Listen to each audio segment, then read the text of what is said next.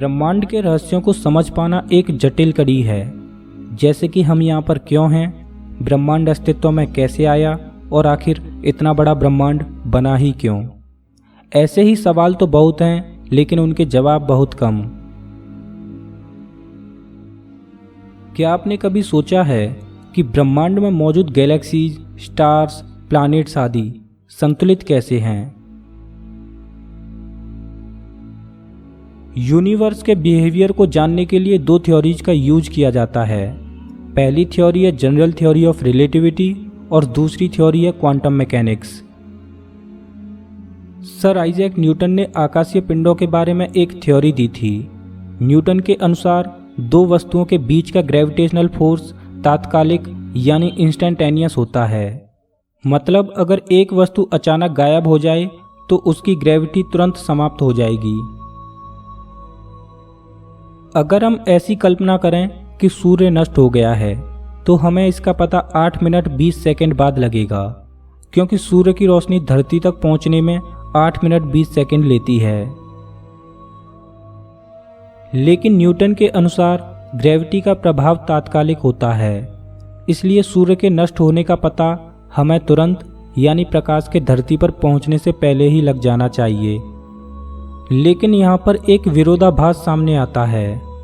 Theory of relativity के अनुसार light की स्पीड से तेज कुछ भी नहीं चल सकता, लेकिन सूर्य के नष्ट होने पर ग्रेविटी का प्रभाव पूरे सौरमंडल में तुरंत खत्म हो जा रहा है।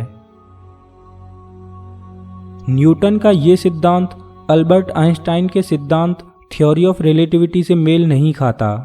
अल्बर्ट आइंस्टाइन ने न्यूटन के गुरुत्वाकर्षण के नियमों को चुनौती देते हुए एक नई थ्योरी दी। आइंस्टाइन ने बताया कि सूर्य के चारों ओर घूमने वाले ग्रह कर्व स्पेस फॉलो करते हैं, ना कि सूर्य की गुरुत्वाकर्षण शक्ति की वजह से उसके चारों तरफ घूमते हैं। कर्व स्पेस को एक एग्जाम्पल से समझा जा सकता है। मान लो कि एक रबर की सीट है और उस पर कुछ वर्टिकल और हॉरिजॉन्टल लाइन खींची हुई हैं। सीट को स्ट्रेच करने के बाद उसके बीच में एक बड़ी बॉल रख दी जाए तो हमें दिखाई देगा कि गेंद के आसपास की जो लाइनें हैं वो थोड़ी तिरछी हो गई हैं और सीट में एक कर्व पैदा हो गया है। अब दूसरी बॉल इस सतह पर डाली जाएगी तो वो उस कर्व की वजह से उस बड़े बॉल के पास चली जाएगी। सभी आकाशीय पिंड आइंस्टाइन के इस नियम को फॉलो कर रहे हैं और इसी कर्व स्पेस की वजह से प्रकाश की किरणें भारी पिंडों के पास से गुजरते समय मुड़ जाती हैं। थ्योरी ऑफ रिलेटिविटी की मदद से हम चीज़ों की स्थिति को प्रिडिक्ट कर सकते हैं, जैसे कि 1 साल बाद ग्रहों की स्थिति क्या होगी या फिर सौरमंडल के सभी ग्रह एक लाइन में कब आएंगे।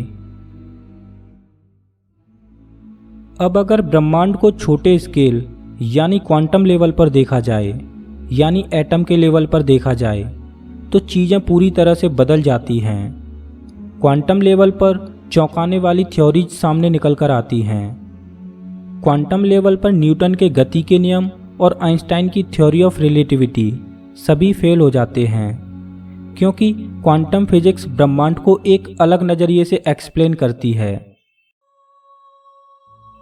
ये तो हम सभी जानते हैं कि ऑर्डिनरी मैटर एटम से मिलकर बना है और एटम इलेक्ट्रॉन, प्रोटॉन और न्यूट्रॉन से मिलकर बना है।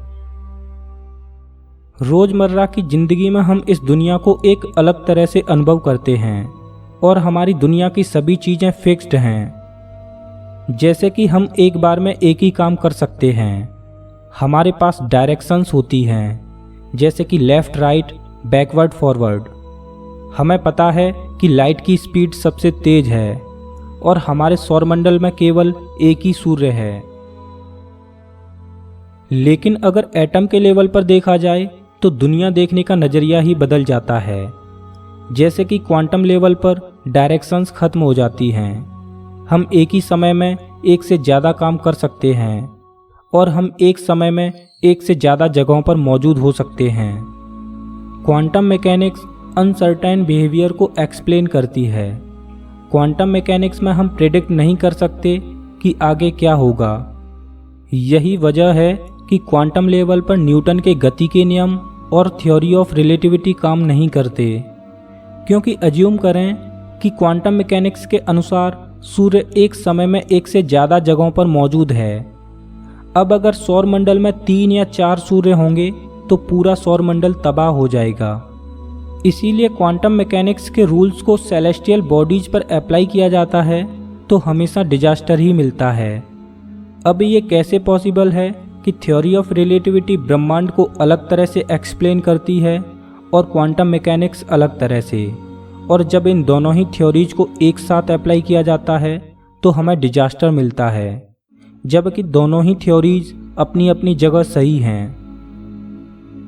अब ऐसा क्या हो कि यूनिवर्स केवल एक ही थ्योरी से डिफाइंड किया जाए और वो थ्योरी क्वांटम मैकेनिक्स और थ्योरी ऑफ रिलेटिविटी दोनों पर ही एप्लीकेबल हो। स्ट्रिंग थ्योरी एक ऐसी थ्योरी है जो ब्रह्मांड को क्वांटम लेवल पर भी डिफाइंड करती है और सेलेस्टियल बॉडीज को भी डिफाइंड करती है। ये एक ऐसी थ्योरी है जो पूरे ब्रह्मांड के सभी पार्टिकल्स को एक्सप्लेन करती है। इस थ्योरी का दूसरा नाम है एम थ्योरी या मेम्ब्रेन थ्योरी, और स्ट्रिंग थ्योरी को थ्योरी ऑफ एवरीथिंग भी बोलते हैं। अब ये स्ट्रिंग थ्योरी पूरे ब्रह्मांड को कैसे एक्सप्लेन करती है, आइए जानते हैं। नेचर में केवल 4 फोर्सेज ही मौजूद हैं: electromagnetism, weak nuclear force, strong nuclear force और ग्रेविटेशन। और यही चारों फोर्सेज संपूर्ण ब्रह्मांड को संतुलित रखे हुए हैं। जब सेलेस्टियल बॉडीज के मूवमेंट को देखा जाता है तो वहाँ ग्रेविटेशनल फोर्स काम करता है, और क्वांटम लेवल पर इलेक्ट्रोमैग्नेटिज्म, वीक और स्ट्रॉन्ग न्यूक्लियर फोर्स काम करते हैं। क्वांटम लेवल पर ग्रेविटी नहीं पाई जाती।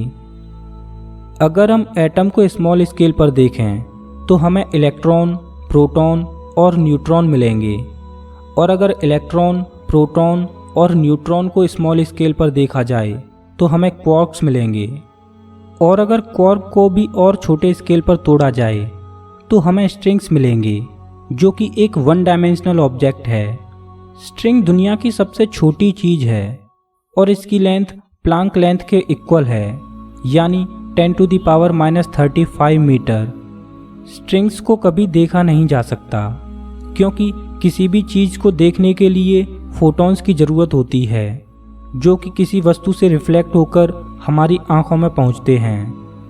लेकिन स्ट्रिंग इतनी छोटी होती है कि फोटोन की वेवलेंथ स्ट्रिंग से बड़ी है, इसलिए हमारे पास स्ट्रिंग को देखने के लिए कोई भी रास्ता नहीं है। स्ट्रिंग्स वाइब्रेट करते हैं और एनर्जी रेडिएट करते हैं।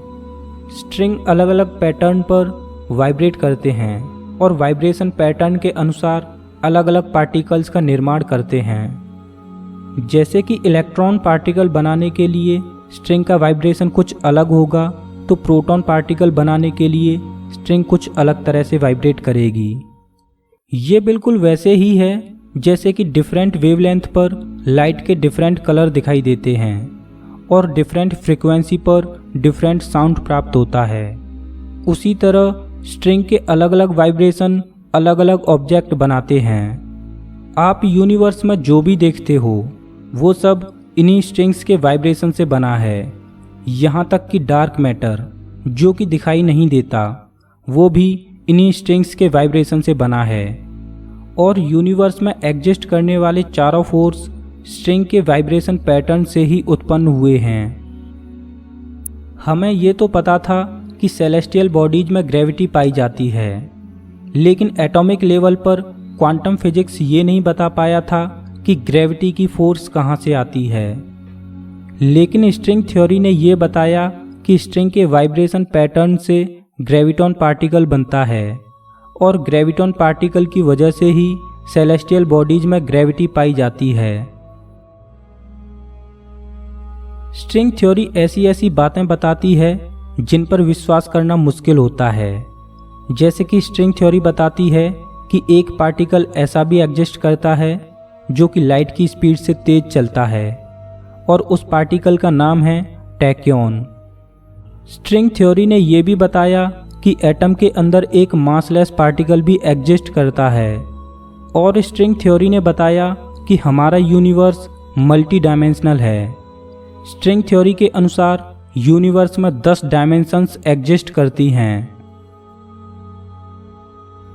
अब हमें ये तो समझ में आता है कि 4 डायमेंशंस कौन कौन सी होती हैं, क्योंकि आइंस्टाइन ने बताया था कि हमारे पास 3 स्पेशल डायमेंशंस हैं, एक्स, वाई और जेड, और चौथी टाइम डायमेंशन है।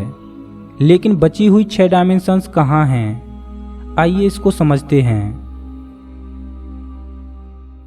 इमेजिन कीजिए कि दूर से आप एक केबल को देख रहे हो, जो कि दूर से एक सीधी लाइन की तरह 1 डायमेंशनल दिख रही है।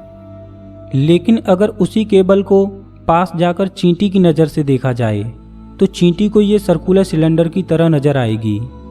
चींटी इस केबल पर आगे पीछे भी जा सकती है और साइडवाइज भी जा सकती है। दूर से हमें जो केबल सिंगल डायमेंशनल नज़र आ रही थी, चींटी को वही केबल 3 डायमेंशनल नज़र आ रही है। इसी तरह ब्रह्मांड में कुछ डायमेंशंस ऐसी हैं जो कि छिपी हुई हैं और हम उन्हें नहीं देख सकते। दोस्तों, अगर आप इन 10 डायमेंशंस को विस्तार से समझना चाहते हो तो डिस्क्रिप्शन में दिए लिंक से आप हमारा 10th डायमेंशन पर दूसरा एपिसोड देख सकते हो।